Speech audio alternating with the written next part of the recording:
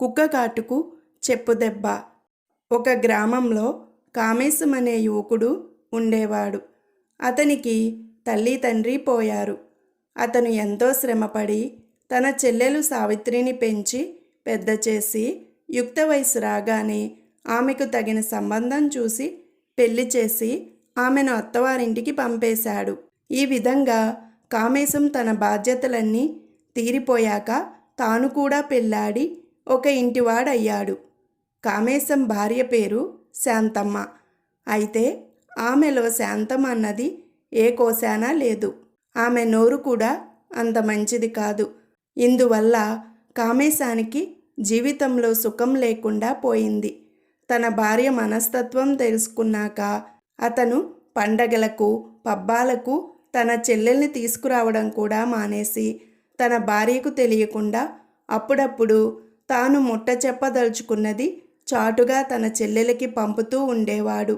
తన అన్నకు తన మీద ప్రేమ ఉన్నదని సావిత్రికి తెలుసు. కానీ తాను అడపాదడపా పుట్టింటికి వెళ్ళి 4 రోజులు ఉండలేకపోయినందుకు ఆమె బాధపడుతూనే ఉండేది. కాలం దొర్లింది. సావిత్రి 3 పిల్లల తల్లయింది. కామేశానికి కూడా పిల్లలు పుట్టుకొచ్చారు. ఇంతకాలమైనా చెల్లెల్ని తీసుకొచ్చి 2 రోజుల పాటు ఉంచుకోలేకపోయానన్న విచారం కామేశం మనసులో ఉండనే ఉన్నది. కానీ శాంతమ్మ ఉద్దేశం మటుకు తన భర్త పైన సర్వ హక్కులు తనకే ఉండాలని, మరెవరికి ఉండకూడదనీను. ఇలా ఉండగా ఒకనాడు సావిత్రి నుంచి కామేశానికి ఒక ఉత్తరం వచ్చింది. ఆమె భర్త దూర ప్రాంతానికి వెళ్ళి ఉండగా వాళ్ళ ఇల్లు కాలిపోయిందిట. తనకు పిల్లలకు నిలవనీడ కూడా లేదని, తాను పిల్లలతో సహా పుట్టింటికి వస్తున్నానని సావిత్రి రాసింది. సావిత్రి తన ఇంట ఒక గడియ కూడా ఉండలేదని, అంతకన్నా తానే వాళ్ళ ఊరు వెళ్ళి సావిత్రికి ఇల్లు మళ్ళీ ఏర్పాటు చేసి రావటం మంచిదని అనుకుని కామేశం డబ్బు పుట్టించుకురావడానికి ఊళ్ళోకి వెళ్ళాడు. అతను అలా బయటికి వెళ్ళిన కాసేపటికే సావిత్రి తన 3 పిల్లలతోనూ వచ్చి చేరింది. ఆమెను చూడగానే శాంతమ్మ కొయ్యబారిపోయింది. సావిత్రి శాంతమ్మతో తమ ఇల్లు నిలువునా కాలిపోవటము, తన భర్త ఊళ్ళో లేకపోవటము చెప్పి పిల్లలు తిండికి అల్లాడుతున్నారు, వాళ్ళకి కాస్త అన్నాలు పెడుదు అన్నది.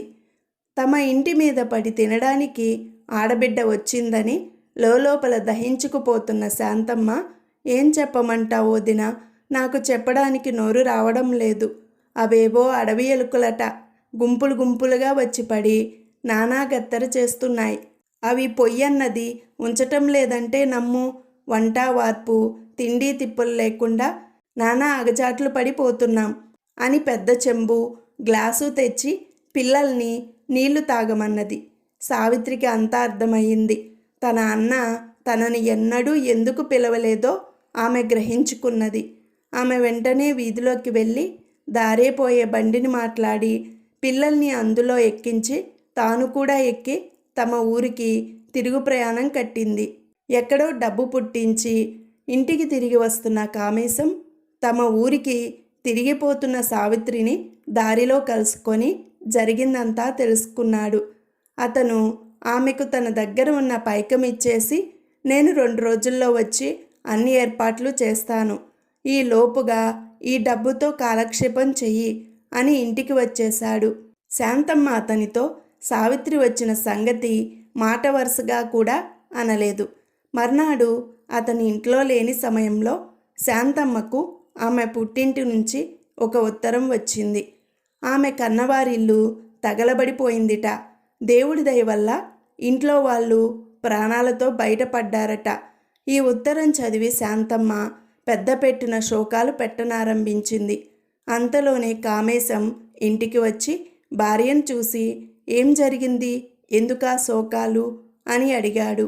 శాంతమ్మ అతనికి ఉత్తరం చూపించి, ఇంకా కూర్చునే ఉన్నారా, మా వాళ్ళు పాపం ఏం చిక్కుల్లో ఉన్నారో, బండి మాట్లాడండి, వెంటనే మనమంతా బయలుదేరి వెళ్ళి ఆదుకోవాలి అన్నది.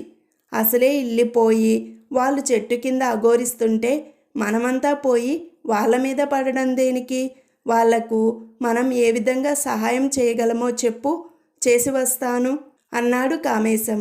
శాంతమ్మ విచారమంతా దిగిపోయింది. ఆమె తన ఇంట్లో ఉన్న చెంబు, తపేలా వగైరాలన్నీ గోతాలలో వేసి పాత్ర సామాగ్రి, పప్పులు, ఉప్పు, బియ్యము, చింతపండు దగ్గర నుంచి తన పుట్టింటికి రవాణా చేసింది. కామేశం భార్య ఇచ్చిన సరుకులన్నీ బండి నిండా వేసుకొని తాను కూడా ఎక్కి బయలుదేరాడు. అయితే అతను అత్తవారూరు పోలేదు.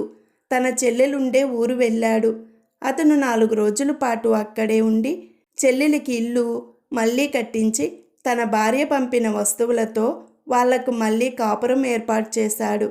ఈలోగా సావిత్రి భర్త కూడా తిరిగి వచ్చి తన బావమరిది చేసిన సహాయానికి కృతజ్ఞత చెప్పుకున్నాడు. శాంతమ్మ ఆ రోజు మర్నాడు భర్త కోసం ఎదురుచూసి అతను రాకపోయేసరికి తానే పుట్టింటికి బయలుదేరి వెళ్ళింది. తన పుట్టింటి వాళ్ళ ఇల్లు కాలిపోలేదు. వాళ్ళు చెట్టు కింద కాపురం చేయటం లేదు. తన భర్త అక్కడికి రాలేదు. ఇల్లు కాలిపోయిందని ఎవరే నీకు చెప్పింది? కలగన్నావా ఏం అని శాంతమ్మను తల్లి తండ్రి కోపడ్డారు.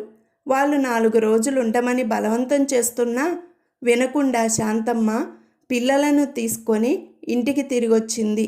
కామేశం అప్పటికి ఇంటికి వచ్చి ఉన్నాడు. మీరెక్కడికెళ్ళారు? మీరు తీసుకుపోయిన వస్తువులన్నీ ఏం చేశారు అని శాంతమ్మ భర్తను అడిగింది. ఏం చెప్పమంటావు? మీ వాళ్ళ ఊరు వెళ్ళే దారిలో వేలకు వేలు కాకులు వచ్చి పడి నేనెక్కిన బండిని ఎగరగొట్టేసుకుపోయాయి. ప్రాణాలు దక్కించుకొని ఇల్లు చేరుకున్నాను అన్నాడు కామేశం. కాకులేమిటి? బండిని ఎగరగొట్టేసుకుపోవటమేమిటి? మీకేమన్నా మతిపోయిందా ఏం అన్నది శాంతమ్మ. అంతా కలికాలం. ఆ మధ్య ఎలుకలొచ్చి మన ఊరి మీద పడి వంట కూడా చేసుకొనిచ్చాయి కావు. చూడు అలాగే అన్నాడు కామేశం. భర్త ఆడిన నాటకం ఆమెకు అర్థమయ్యింది. అటు తర్వాత ఆమె కాస్త బుద్ధిగా మసులుకుంటూ వచ్చింది.